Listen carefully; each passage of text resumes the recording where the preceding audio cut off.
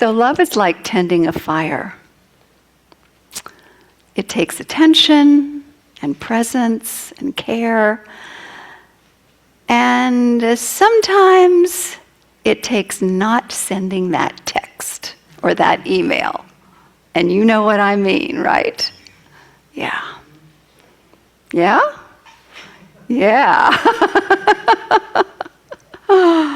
Okay, so love. I'm going to be talking about love is more a practice than a feeling, that there are barriers to love, that love is something that we uncover, not acquire. Those are the basic things I'll be talking about. So I want to begin with sharing something very personal for me. I remember a time when loving someone, feeling love for someone was very difficult, because every time that I would be with that person, I would leave feeling frustrated and hurt. And this pattern went on for quite some time. And it wasn't because I didn't care. It was just simply a pattern that kept showing up over and over again. And believe me, I tried all kinds of things. I mean, I prayed about it. I tried different techniques and that kind of thing. And the pattern just seemed to continue. It wasn't getting any better. And so I remember at one point I decided, okay, this is going to require something very drastic, because this is not a relationship that I want to leave. So I decided to commit to being the presence of love. I decided to commit to love. And so what unfolded from that point was consciously choosing love, even when I didn't feel it, even when I was actually feeling my whole body brace and tighten up. And I'm trusting that maybe you've had some times like this in your own life where you're in that kind of situation. It can be very challenging to choose love, even when your whole entire body and your emotions are like, all shattered, and your brain's not working too well because you're either angry or afraid or whatever is going on. So choosing love has to be a commitment that you decide up front, even in that situation. So then I chose love, and I chose to be presence, and then I chose to do what I could to show that love.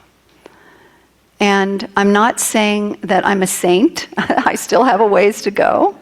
I'm not saying that person changed overnight.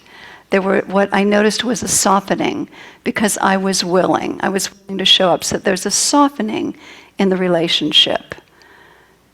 So love then is not, you can't just depend on the feeling.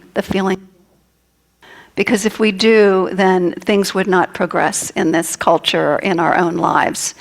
We must depend on choosing it. It's an action. So it's more than a feeling, it's a practice. Choosing love is a practice. And it's a commitment to being a greater expression of our divine nature.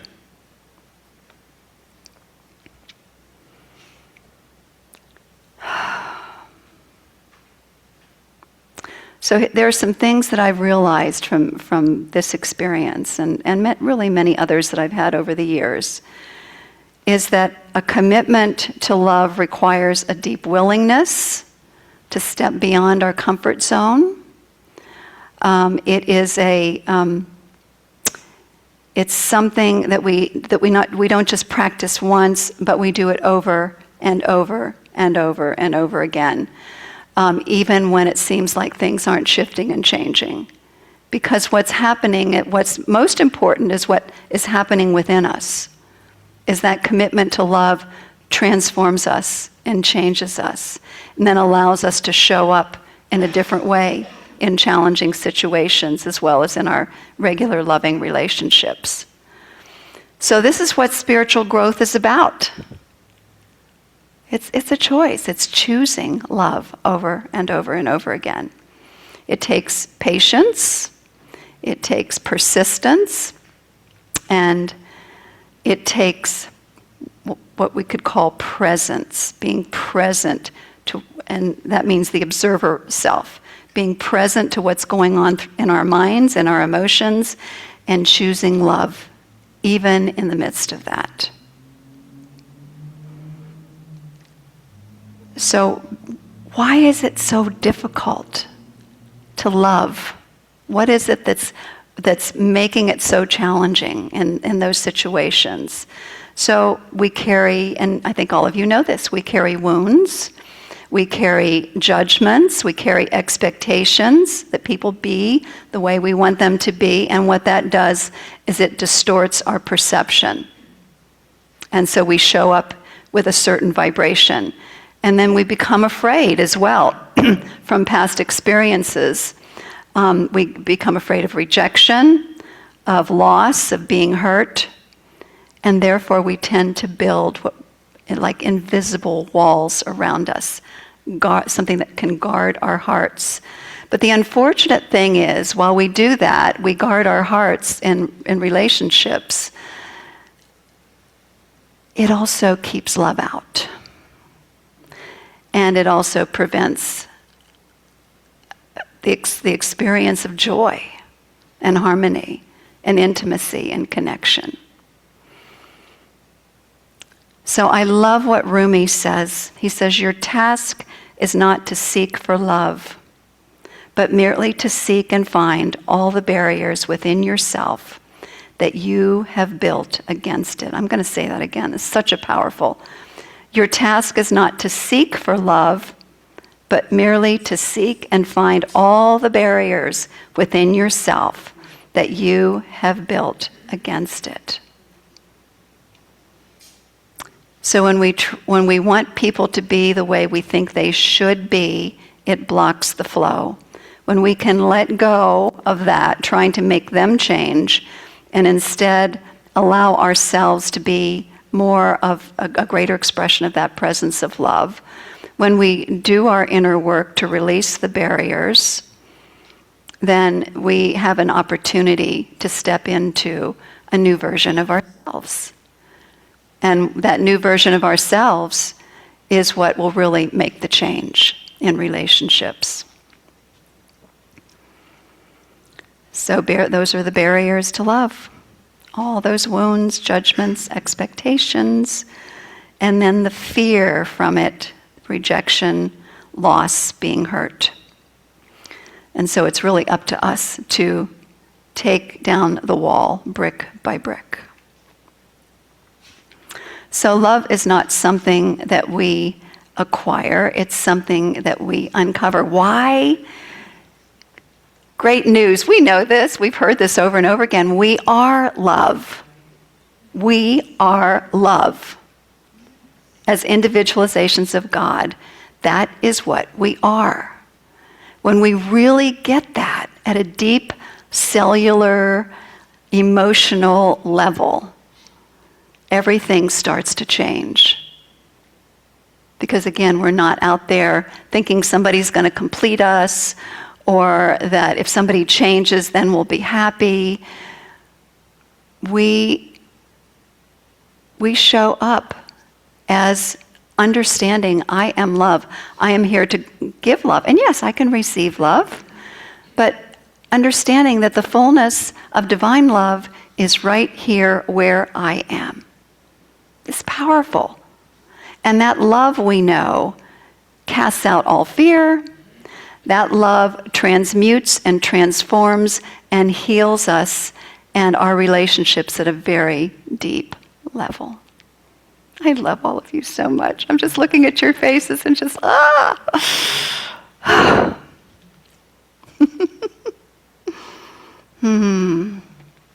So the shift, I know. That is one of those love bursts that I'm having. Michelle knows all about it. Okay, so that's right. I love myself so much that I can love you so much. So I'd also like to share another story. There was a woman who once shared that she had a difficult coworker, and so every time she was with the coworker, she could just feel herself going, ah, you know. So, but then one day she decided, you know what? I am choosing to see this woman with love. See through the eyes of love, the eyes of God, the eyes of love. And so she chose all of these small kindnesses, like getting her a cup of coffee or, giving her a compliment or whatever. And over time, there was a shift in her relationship with this person. And this person made the comment to her, "You're the only person here who treats me like I matter." That's commitment to love. That's what love does. I'm not saying that it does, that you'll always get that, but there's a darn good chance when the other person starts feeling that love that there'll be some shifts and changes. So again, love is not something we acquire or that we get. It's something we uncover because of who we are. So let's do a little practice here. I'm going to invite you to take a breath and drop into your hearts. Let's do some yawning and stretching too. Great way to bring our brains fully online. Yawning and stretching, turning within.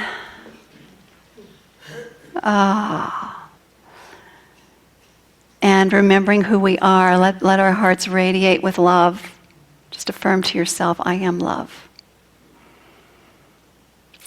And then let's practice some loving kindness, this beautiful practice of loving kindness. And invite someone who you have a challenge feeling love for. Maybe when you're with this person, it's just challenging. And so you see that person in front of you. Yes.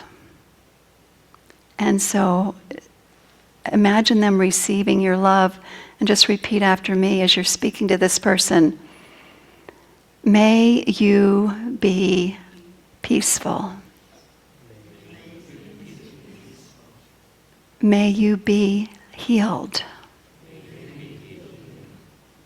May you receive blessings of every kind imaginable.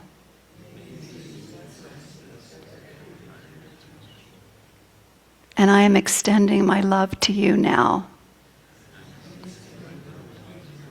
I am letting go of being right about you. I'm letting go of my judgments. I'm letting go of my expectations.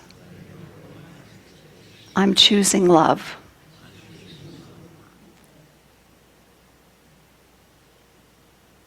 Be with that and with that other person.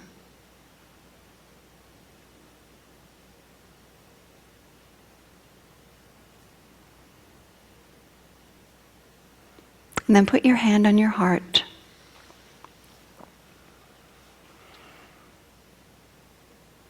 And affirm to yourself, I am love. My love heals. Feel that.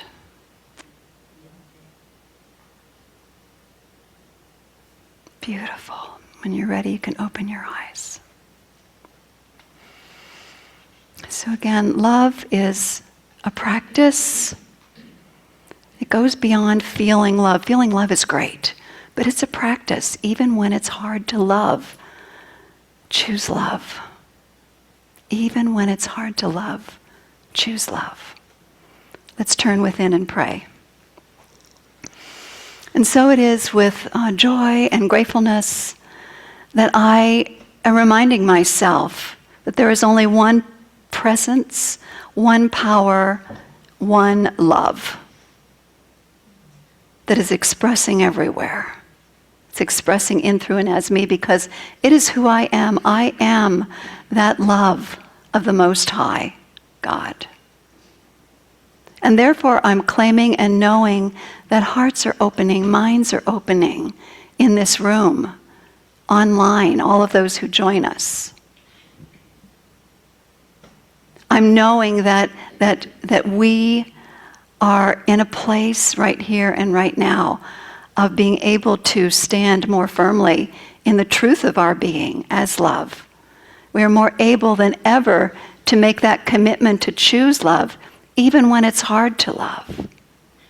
And therefore, I know we leave today grounded, rooted, ready, and available to be love itself, an ambassador of love on this planet. And so we breathe together, accepting the truth of this word, accepting the shift in consciousness, aligning with that higher, greater version of ourselves as love. And I give my thanks for that. I release this word into the action of the all-powerful, all-present, universal, creative law of God, knowing that it is fulfilled. And let's accept it together with a powerful yes, and so it is. Thank you, my friends. And now, Deb. Look for love